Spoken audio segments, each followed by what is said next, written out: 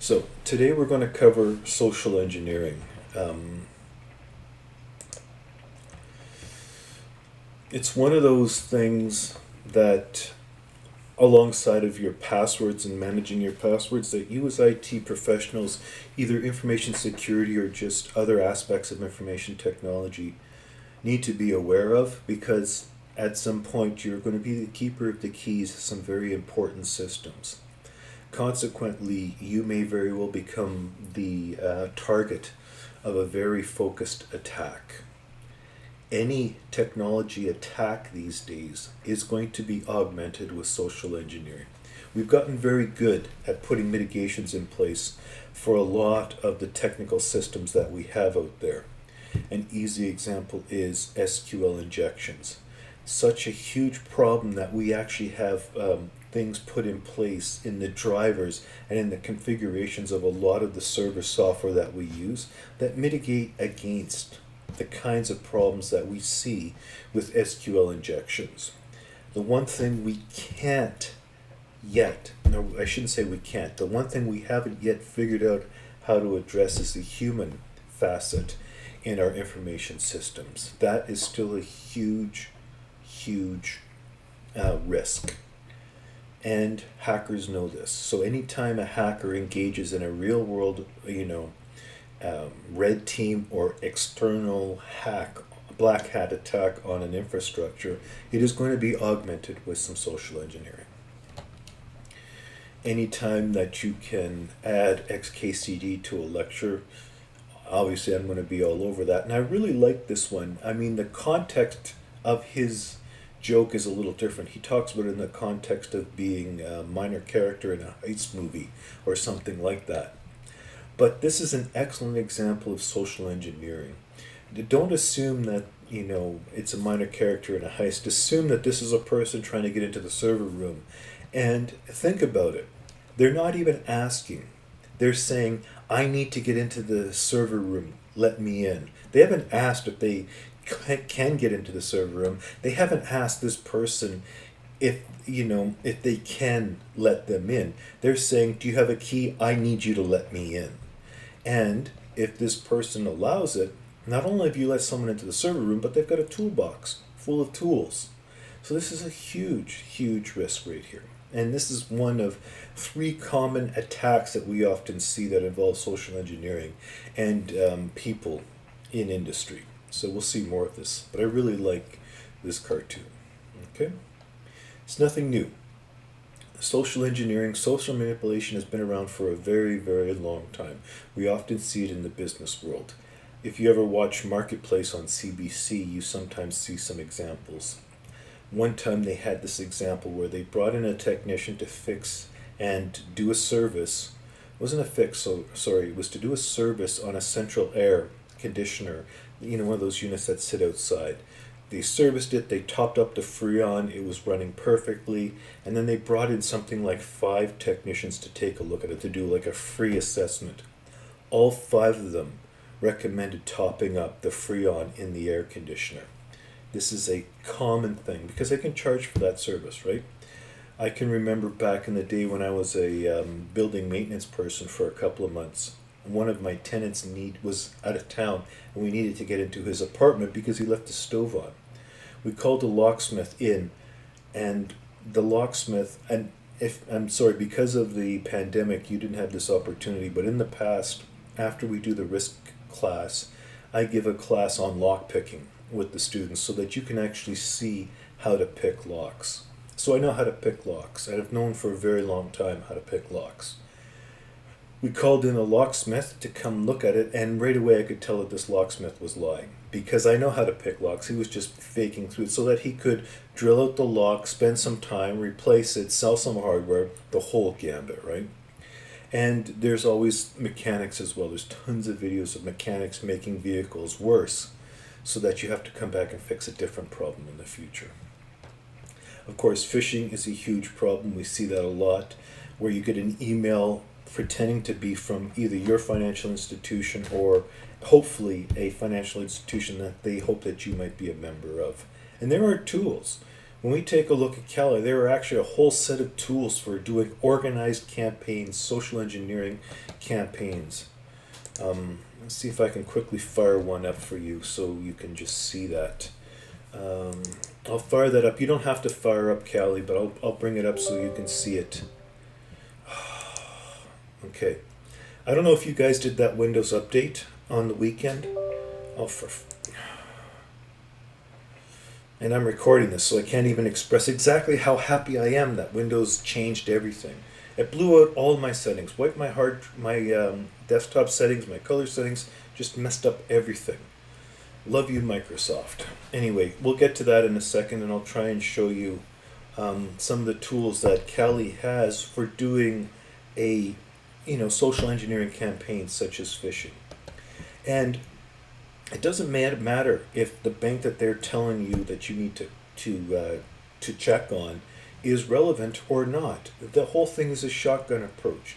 They will just fire out millions or tens of millions of emails or whatever, and even if they get like a percentage or a point of a percentage or 1/100th of a percentage point of success, it doesn't matter. That's still a lot of people who have clicked on those links, a lot of people that they can try and manipulate. So it's not like everyone's going to work. It's a shotgun approach. Something is going to land. And that's why we see these campaigns over and over and over again. And it's kind of funny. Between section 1 and your section today, I went and checked my email, and I had an email from Canada Post saying that my package failed to deliver and I needed to set up a delivery time with Canada Post. Of course, they couldn't have picked a worse day for me to be suspicious of suspicious emails, and of course it was a phishing attempt. I don't know what they were hoping to achieve. I didn't click on the link. But again, they're not targeting me specifically. They're just targeting Canadians, hoping that one of the Canadians, because they haven't seen a Canada Post phishing scam, might actually click on the link. And it's been around for a very long time. We've seen calls all the time where people trying to scam individuals, claiming to be from Canada Revenue Agency, trying to sell, saying you won a cruise. You just have to pay a processing fee, of course, trying to sell timeshares. I actually had someone calling, pretending to be Windows tech support. Now, that was fun because they called me trying to pretend to be Windows tech support. And it was funny. It went right down the rabbit hole. The guy got so angry at me. He said he was going to come to my house and he was going to take care of my wife because I wasn't a real man. It was crazy. And I just kept him talking. I said, yeah, you're calling me from India. Keep talking. How much is this costing you and your company? And that's when he hung up on me. But it was just hilarious. There's CISA scams. There's all kinds of scams. If you watch the news today, you saw somebody on the CBC who was talking about how they became a victim of a wire fraud scam where they had to send money to China, and of course they're not going to see any of that money now. So it's old, but it's been around for a very long time, but it still works. So that's why it's still a concern. And social media is often used for many different things. One thing that happened to me several years ago, me and my ex were out driving around trying to find where Valley Florists had moved to. They used to be on McPhillips and then they moved, and we were Google Maps trying to find where they were. They were on Hespla.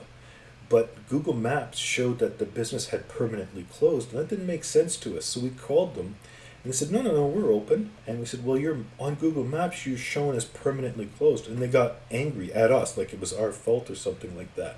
So social media can be used, and it happened on the Mother's Day weekend. So somebody around the time of Mother's Day managed to show one of the most popular florists in Winnipeg as closed permanently. That's manipulation. I never trust feedback on products. It's just, you never know. I mean, when you look at it and you look at it often enough, you start seeing the same kind of words over and over again that you think are suspicious, but you can't trust any of it, especially on some sites where they're allowed to filter out unpleasant comments. And of course, catfishing on social media is a big thing, where someone tries to be someone from your previous life to create a relationship with you.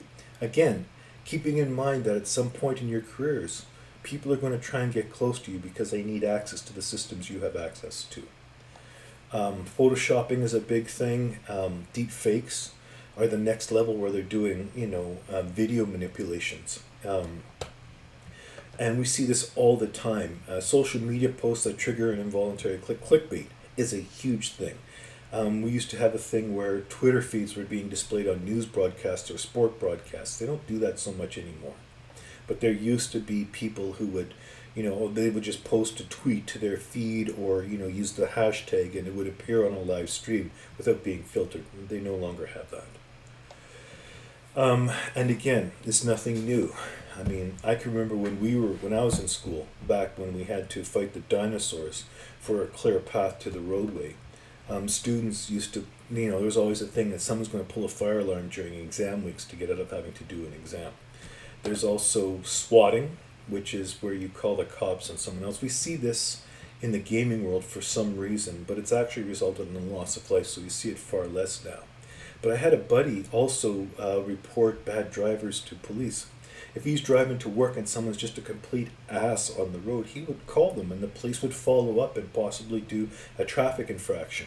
So there are people who can use emergency services for whatever kind of manipulation you want. Now this last one is less, but it's using emergency services. Retail point of sales. This POS is point of sales, not piece of crap. But this actually happened once when I was out shopping again with my ex-wife. We went into Lululemon and she asked for help from one of the salespeople about finding something. The person had one of those handheld point of sale devices that she was doing inventory on and didn't log out, didn't do anything, just set it in a drawer, closed the drawer and went to help my wife at the time. And right away, the security person in me went, wait a minute, those things not only do inventory, but they can also do price control as well. And she never logged out. So if I was going to do an attack or try and get something for a very low price, I would create an environment where I would distract this person so I could get access to that handheld device, lower the price on something that I really wanted, and then walk away with a deal. And in case you're wondering how fast that can happen, this is an example, and unfortunately there used to be a better video than this where it would have a couple of seconds before this moment starts. But this is actually a 3-person crew. What you don't see is that the first player has already pulled somebody off to the side. This actor here is the second actor, and this person in the background is the third actor. And what happened was that quickly they added a cover to the pin and chip system. So this person's already, one clerk has already been moved away. This person sent the second clerk away, and in the split second, that person added a skimmer to the pin and chip system, whatever you want to call that. And it can be that quick, and that's why I'm trying to use this example here. If I wanted to get something really cheap from Lululemon, I would go in there, try and see the same person, go in with someone to pull them away from whatever they were working on, grab that handheld device, step away, and manipulate the price on whatever it is I wanted to buy. It can be that quick. Politics has been a huge target of social manipulation and social engineering. It's almost like it's a tactic used during elections to manipulate people as much as possible. Even something humorous like Donald Trump, when last week tonight with John Oliver found out that the Trump family name used to be Drumpf, and he had the whole thing and the big joke about the Drumps and stuff like that. Well, intentional or not, that is a manipulation. That is making Trump look stupid just because of his name, and that's a manipulation. So we see over and over again politics being used or manipulation being used to tweak politicians.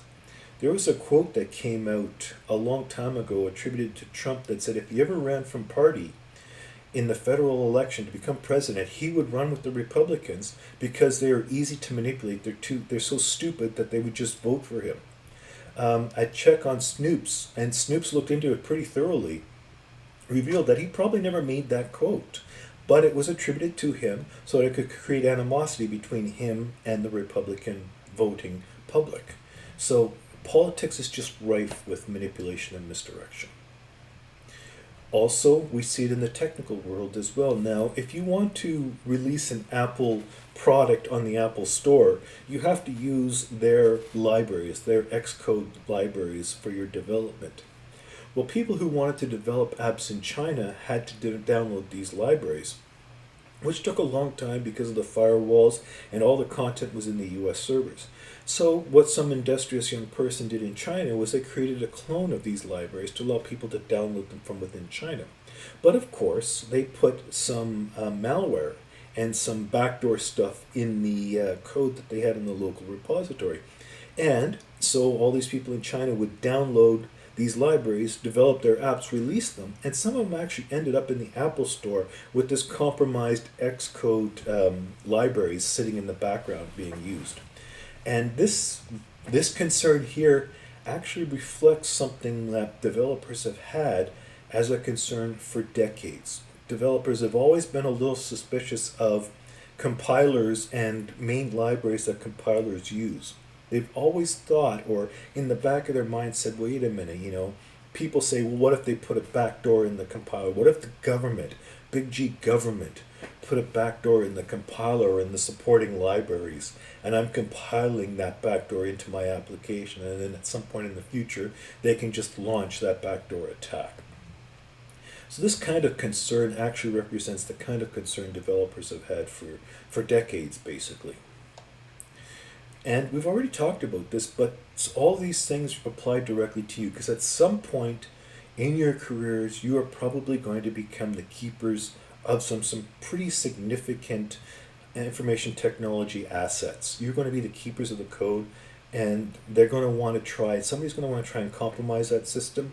They're going to target you, and because they are hoping to augment their technical attack with social engineering. Okay? Any questions on any of that so far? So what do? These recommendations are very difficult to do. I understand and I appreciate that. There's no perfect thing you can do. I keep saying try and hide yourself. Don't have an online presence. But we all have a LinkedIn presence, right? And if I'm going to do some research on someone, I'm going to use LinkedIn as a place to research. So try and have different entities for different social media presence. Don't use the same username on all your systems because it's easier to build up a profile about you, okay? Try as much as you can. Don't use your real name on some of these things. Use a variation of your real name. Never give your real birthday. Your birthday is used to verify your age. So make yourself younger. Call it done, right? And so you get a birthday wish on the wrong day. Big whoop. Never use your real SIN. Now I know the college collects your SIN as part of the registration process, and you used to use your SIN as a way of validating that you are who you say you are. They don't do that anymore, and I'm kind of glad about that. They need your SIN because they want to tie your academic records to your other academic records and create a single profile. But that's the exception. No one else should be asking for your SIN. Try not to upload pictures next to your real name. Again, I understand on sites like LinkedIn that's hard to do. But if you're going to upload pictures of yourself, try and have a fake name. Share that, but be careful who you're sharing, because if they can build a profile with your friends and your contacts, very quickly, they're going to realize all your fake names. So be very careful about uploading real pictures of yourself as well. Okay? Try very hard not to cross-contaminate if you're going to create different online entities.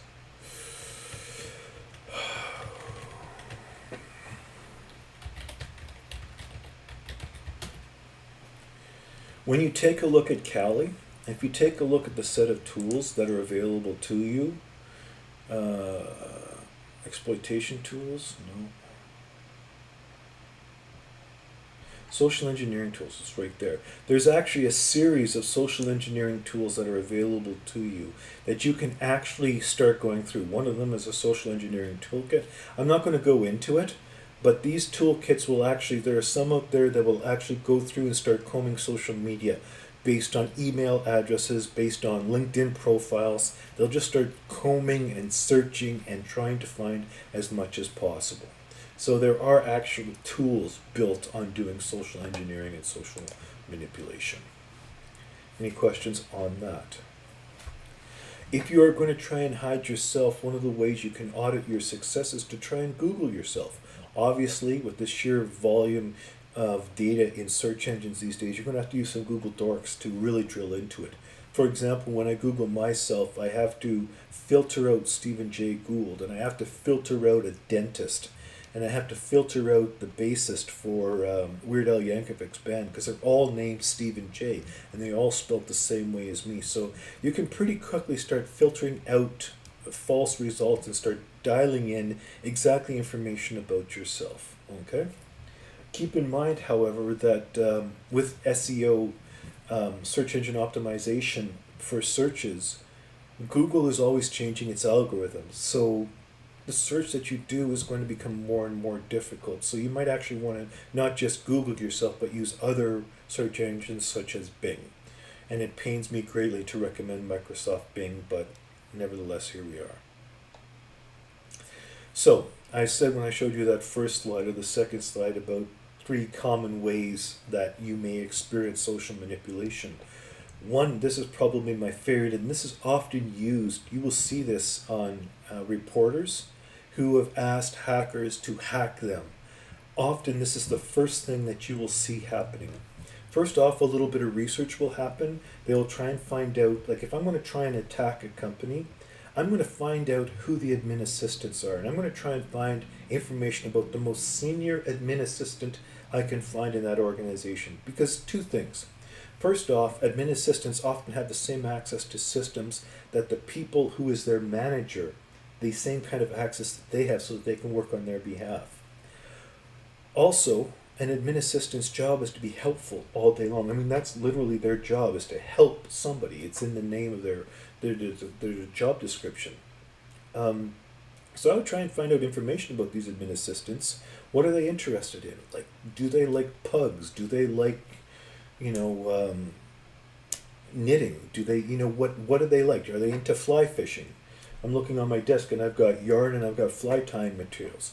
So if I can find out information about that admin assistant, I can then take that information, I can create a little thumb drive and I can put a sticker on it that's related to that information, like pugs, like fly tying, like knitting, like whatever, and just drop it wherever they park.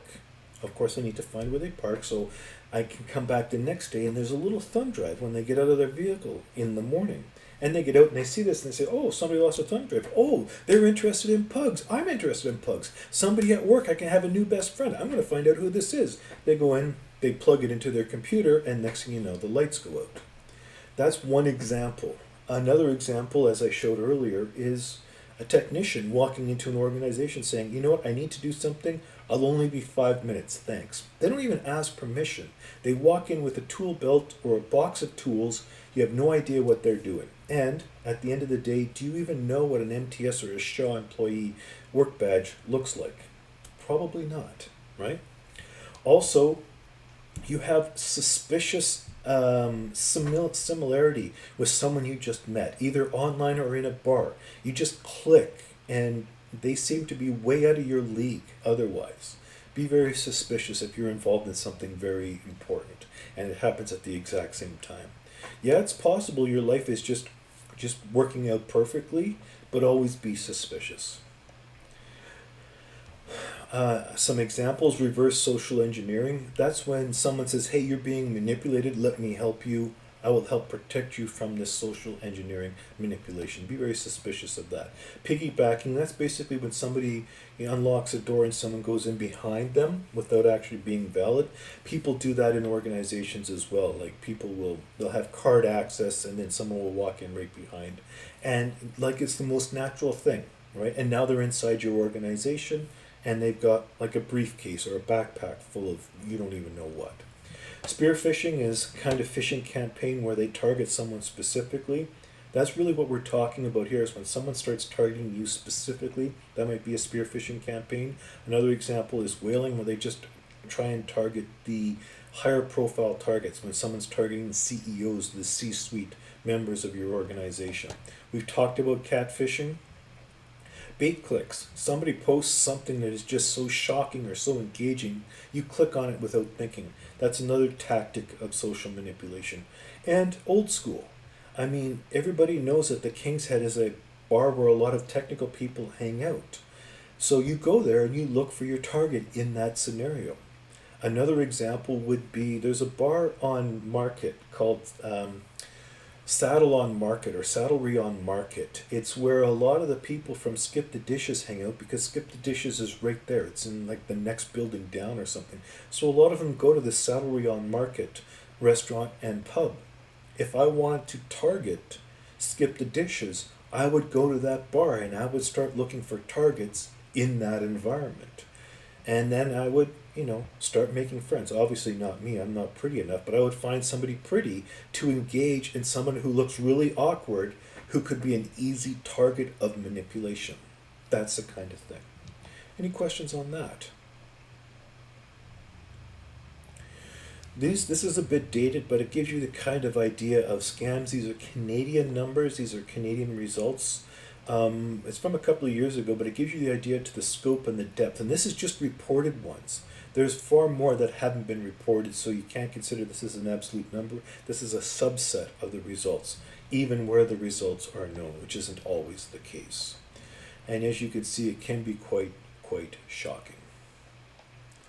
How do they do it? Well, there's a couple of books. Believe it or not, there's actually a couple of books. There are several books on manipulation, but there's a couple of books. One's called The Dictator's Handbook, and it's talked about a lot online as a tool for actually trying to manipulate people.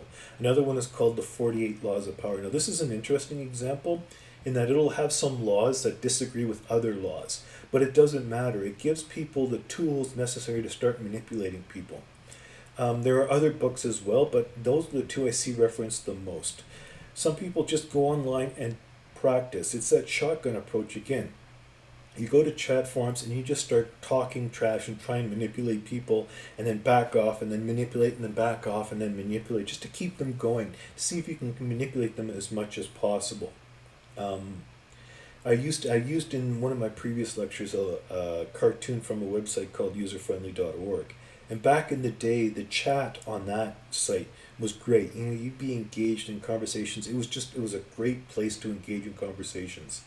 It's gone now, unfortunately, but you could tell there were people in there just building up their communication skills, getting better and better at manipulating people using these tactics. And again, they just go online and practice, getting ready for the time they have to do it. They'll do the shotgun approach, they'll see what works, see what doesn't work, build up the necessary skills and indifference to actually manipulate people. Sometimes you'll be talking with someone, and all of a sudden they'll have these huge paragraphs appear almost too quickly to have typed.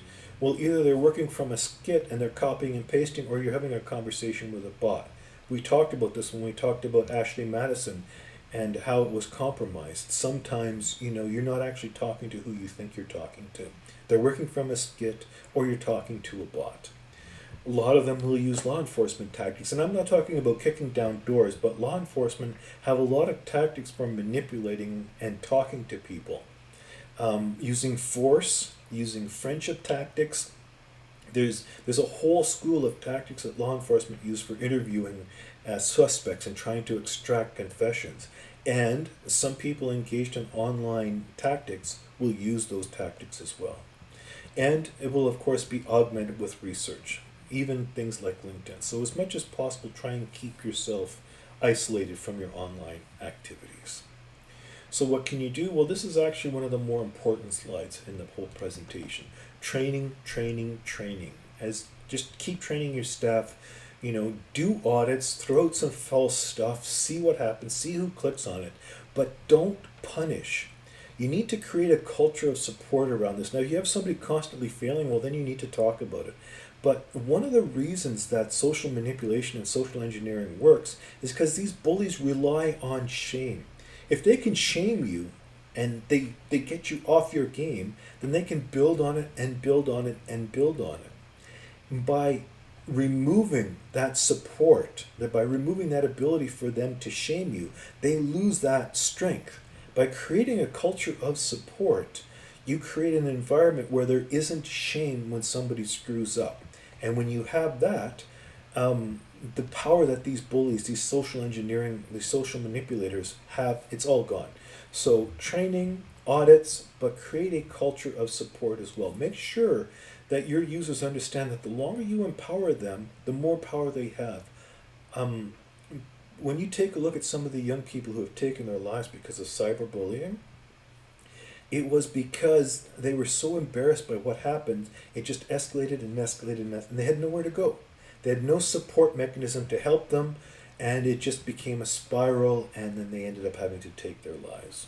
Um, you can also see what's going on. If you take a look at Reddit, there is a great sub on Reddit on social engineering if you ever want to take a look at it. It has some really good information on it. That's a really good resource. You can also take a look at some other things online, um, which is on the next slide, but some of them are really quite disgusting, so do with great care. But silence is an interesting tactic as well. If somebody is coming after you and you go quiet, they don't know if they're having success or not, and then they don't know what to do next. So if you can get your people to stop engaging and just go dead quiet, they don't know what to do. Also, they can use silence as a tactic. If they're engaged with someone and said, you better do something by this next time, and then the person's panicking and they don't know what to do, and that deadline comes and goes, and they don't wait too long, the longer you can keep them, up to a point obviously, but the longer you can keep them worried, the more they stew in their own juices, if you'll pardon the analogy, the more they'll get inside their head and worry that something disastrous is going to happen because a timeline is coming, a due date is coming, or a due date is passed. So silence, both as an offensive and a defensive weapon, is very effective as well. There are some interesting resources online. Reddit has an interesting one. 4chan is a good, it used to be a really good site for a lot of the things I covered in this course. Um, it's far less relevant, as I've said in other lectures as well. It's far less relevant than it used to be.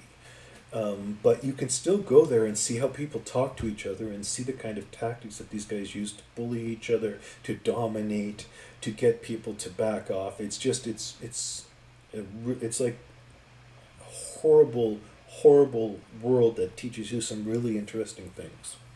But any chat area that you can lurk and see how people are talking to each other with an objective analysis, just watch how people are talking to each other and see if you can pick out when people are trying to manipulate each other, which happens an awful lot. There are some, of course, Discord servers as well around social engineering. But if you want, just watch people in a bar. I don't know if you've ever been to Yellow Dog, but that's a really interesting place to watch people interact with each other and the little power plays that each other try to do. Socials, it's another place.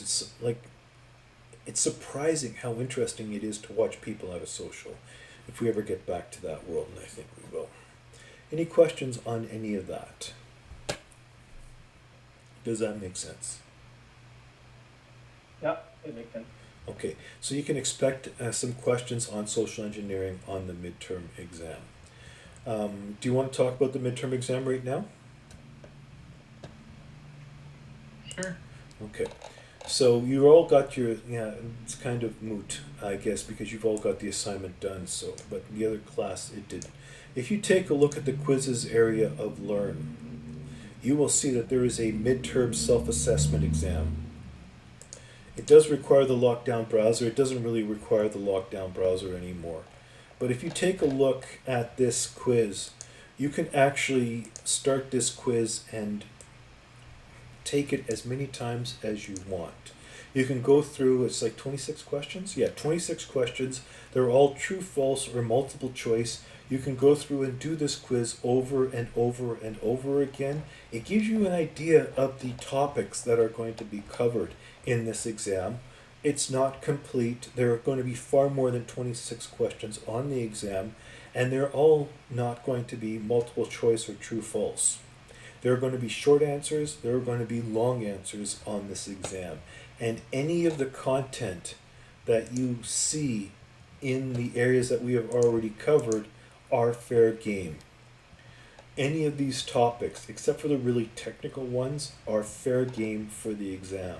For example, when we take a look at privacy and we talk about the 10 components that were the 10 points that were part of the CSA model for the privacy legislation in Canada, and it actually lists out those 10 components.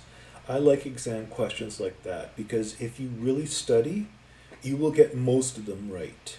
If you want to ace the exam, you really have to work hard to get all 10 of them right all the time. So those are the kinds of fill in the blank or long answer questions you can expect. Any of the non-technical stuff is fair game, and even some of the technical stuff is fair game. For example, I'll tell you right now, there is going to be a question on explaining exactly how an SQL injection works and how you might mitigate against SQL injections. I'm not going to have you do an attack. You're not going to have to type in the actual code to do an attack. Merely explain how it happens and how to mitigate against it. If part of your explanation is to supply code, that's fine, but I'm not expecting you to do a technical activity during the exams. Does that make sense?